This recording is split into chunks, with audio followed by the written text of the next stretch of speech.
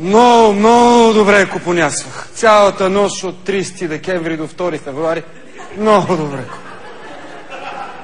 Казват, била супер нова година. Това за нас, студентите, е много важно. Много важно да купонясваме, защото ние си имаме само 3 празника в годината. 8 декември, нова година и всеки ден. Аз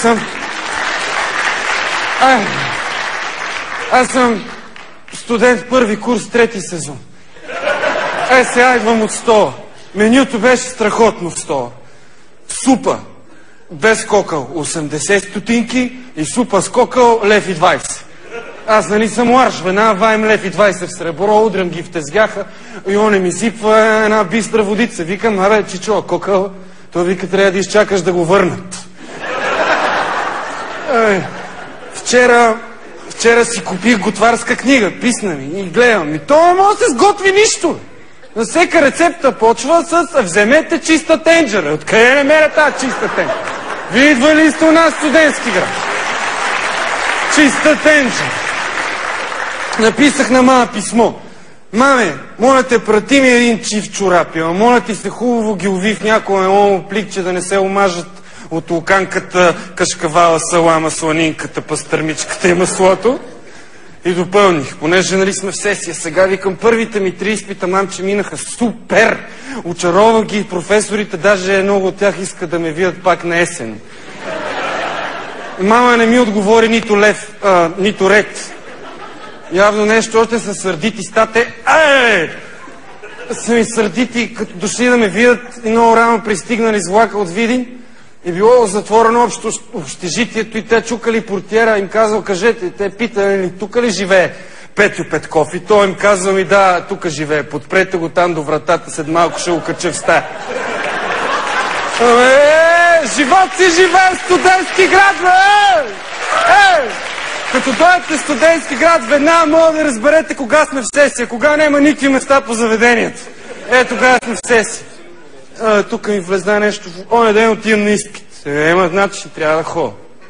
И професор ми вика, колега, вие идвали сте на лекциите, защото аз за пръв път ви виждам.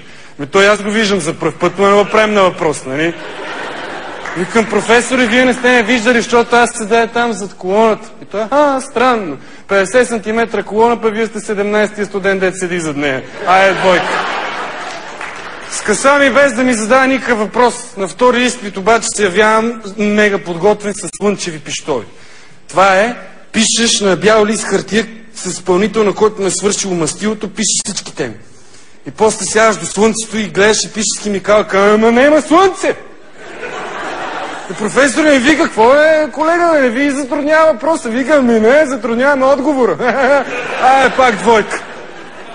И на третия вече ми писна на това, вика, колега, вие, Петков, вие знаете ли поне кои са Ломоносов, Айнщайн, другия, дето измислил кружката, после го научих, Едисон, точно така. Вика ми, професоре, вие знаете ли кои са Сивия, Мъглата и Бокса?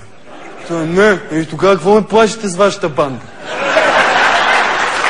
Директно ми трясна една двойка, обаче му викам, професоре, не съм съгласен, аз въобще не съм за двойка. И той ми вика, знам, колега, просто по-ниска оценка няма.